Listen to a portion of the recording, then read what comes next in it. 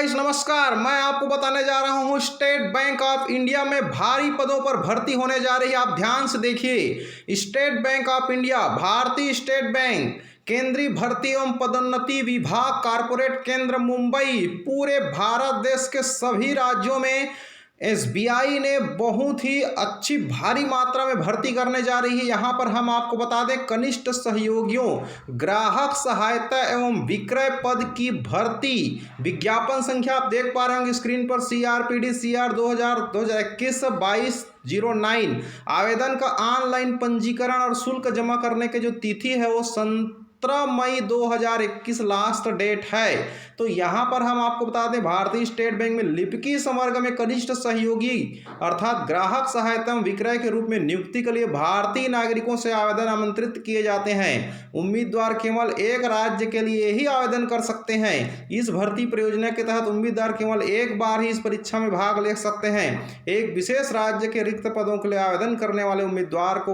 उस राज्य यूटी विशेष क्षेत्र के निर्दिष्ट चयन की गई स्थानीय भाषा, प्रत्येक राज्य के सामने दी गई रिक्त पदों की तालिका में उल्लिखित में कुशल पढ़ना, लिखना, बोलना और समझना होना चाहिए।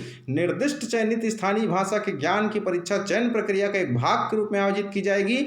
यह परीक्षा ऑनलाइन मुख्य परीक्षा उत्तीर्ण करने के बाद परंतु बैंक की सेवा में आने से पूर्व आयोजित की जाएगी। जो उम्मीदवार इस परीक्षा में उत्तीर्ण नहीं होते हैं उन्हें नियुक्ति का प्रस्ताव नहीं दिया जाएगा। जो उम्मीदवार निर्दिष्ट चयनित स्थानीय भाषा का अध्ययन किए जाने के परिणाम स्वरूप 10वीं और 12वीं कक्षा की अंक तालिका या प्रमाण पत्र प्रस्तुत करते हैं उन्हें उस भाषा की परीक्षा देना आवश्यक नहीं होगा। तो यहाँ पर हम आपको बता दें, यहाँ पर वेबसाइट है bank.sbi/career में भी जाकर आप लॉगिन कर सकते हैं। वैसे हमारे डिस्क्रिप्शन बॉक्स में लिंक है पूरे वैकेंसी का, वहां से जाकर आप पूरा PDF देख सकते हैं, आवेदन कर सकते हैं। यहाँ पर तो डिस्क्रिप्शन बॉक्स में मैंने लिंक डाल दिया है। यहाँ पर आप ध्यान से देखिए, मंडल अहमदाबाद, बेंगलुरु, भोपाल, बंगाल, भुवनेश्वर, चंडीगढ़, चेन्नई और इससे रिलेटेड जो राज्य है गुजरात, कर्नाटक, मध्य प्रदेश, छत्तीसगढ़, पश्चिम बंगाल, अंडमान निकोबार द्वीप, सिक्किम, उड़ीसा, जम्मू कश्मीर, लद्दाख, हिमाचल प्रदेश, चंडीगढ़, पंजाब, तमिलनाडु, पांडिचेरी, दिल्ली, इस तरह से बहुत सारे कहना चाहिए राज्यों में कितने कितने पद है ये श्रेणीवार यहाँ पर आप स्क्रीन में देख सकते हैं।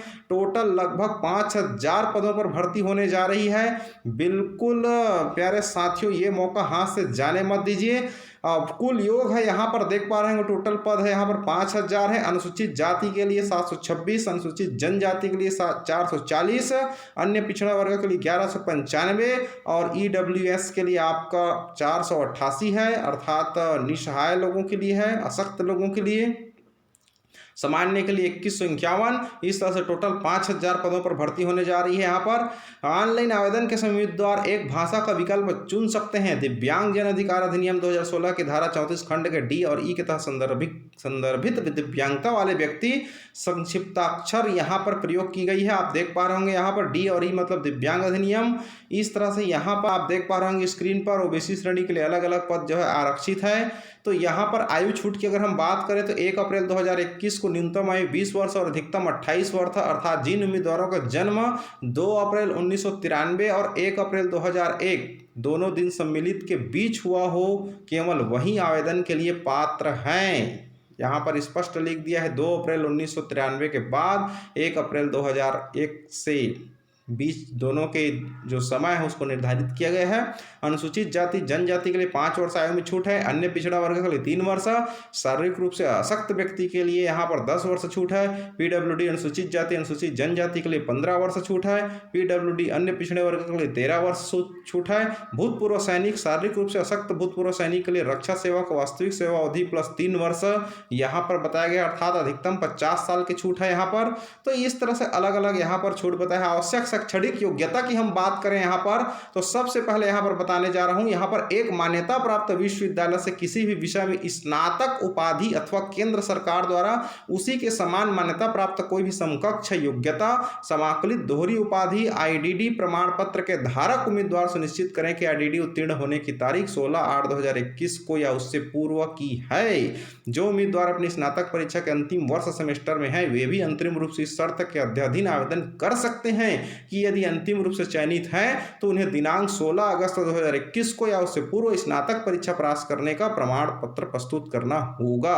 तो यहाँ पर स्नातक में जो अंतिम वर्ष में पढ़ रहे हैं वे स्टूडेंट भी यहाँ पर कहना चाहिए अप्लाई कर सकते हैं। बहुत ही अच्छा यहाँ पर कहना चाहिए वैकेंसी है ये, और वो भी अपनी लोकल क्षेत्र की भाषा का ज्ञान होना चाहिए। तो यहाँ पर इसमें सेलेक्ट होने के चांसेस बढ़ जाती है यहाँ पर। और ऐसा वैकेंसी जो है पहली बार आता है कहना चाहिए, और इसको आप लोग जरूर भरें, जरूर आजमाएं। ऐसे क्षेत्र में जाकर अगर आप तैयारी कर रहे हैं बैंकिंग फील्ड के लिए तो आप बिल्कुल इस वैकेंसी को हाथ से जाने मत दीजिए, अवश्य भरें।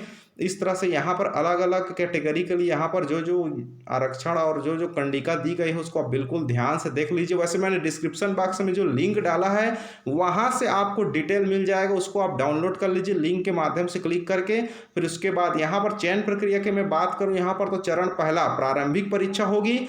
100 अंकों के लिए वस्तुनिष्ठ प्रारंभिक परीक्षा ऑनलाइन माध्यम से आयोजित की जाएगी। यहाँ पर यह परीक्षा 1 घंटे की रहेगी और इसमें निम्नानुसार 3 खंड रहेंगे। अंग्रेजी भाषा, प्रश्नों की संख्या 30, अधिकतम अंक 30, अवधि 20 मिनट का, संख्यात्मक अभिक्षमता का 35, अधिकतम अंक 35, यहाँ पर अवधि 20 मिनट का, और तर्क ज्ञान क्षमता का प्रश्नों की संख्या 35, अधिकतम अंक 35, अवधि 20 मिनट का रहेगा। इस तरह से यहाँ पर भाग दूसरा में अगर बात करें चरण दूसरा का तो मुख्य परीक्षा होगी। इसमें भी सामान्य वित्तीय जानकारी जो है 50 प्रश्न रहेगा 50 अंकों की 35 मिनट के लिए। साधारण अंग्रेजी आपको आना चाहिए 40 प्रश्न रहेगा 40 अंक का 35 मिनट के लिए। और परिमाणात्मक अभिक्षमता का नॉलेज होनी चाहिए 50 प्रश्न रहेगा 50 अंक की 45 मिनट का। तर्क बुद्धि एवं कंप्यूटर अभिक्षमता का ज्ञान होनी चाहिए 50 प्रश्नों के साथ 60 अंक रहेगा, अधिकतम 45 मिनट का। अर्थात टोटल 190 प्रश्न रहेंगे 200 नंबर का। समय रहेगा 2 घंटे 40 मिनट में आपको हल करके इसको देना पड़ेगा।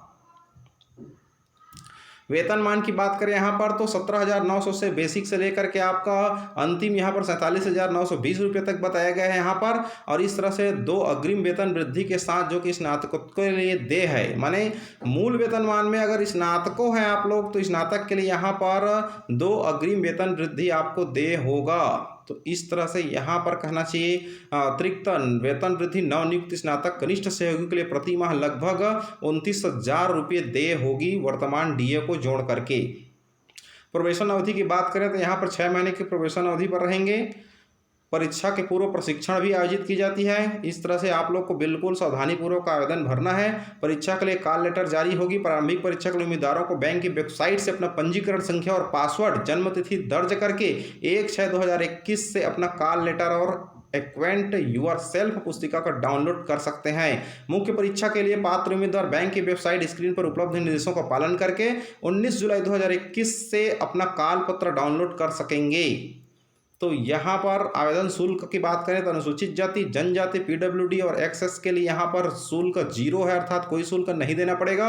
और सामान्य के लिए, अन्य पिछड़ा वर्ग के लिए और ईडब्ल्यूएस के लिए 750 रुपये 750 रुपये मात्र यहाँ पर शुल्क लिया जाएगा। आवेदन कैसे करना है तो उम्मीदवार ऑनलाइन आवेदन करेंगे और आवेदन का कोई अन्य तरीका स्वीकार नहीं की जाएगी। उम्मीदवारों को बैंक की वेबसाइट है https://bank.sbi/careers या https://www.sbi.co.in carriers recruitment of junior assistant 2021 आप गूगल में सर्च करेंगे, जो पहला लिंक मिलेगा उसमें आप बिल्कुल ऑनलाइन अप्लाई कर सकते हैं। शुल्क जो है debit card, credit card, internet banking के माध्यम से आपको भरना पड़ेगा।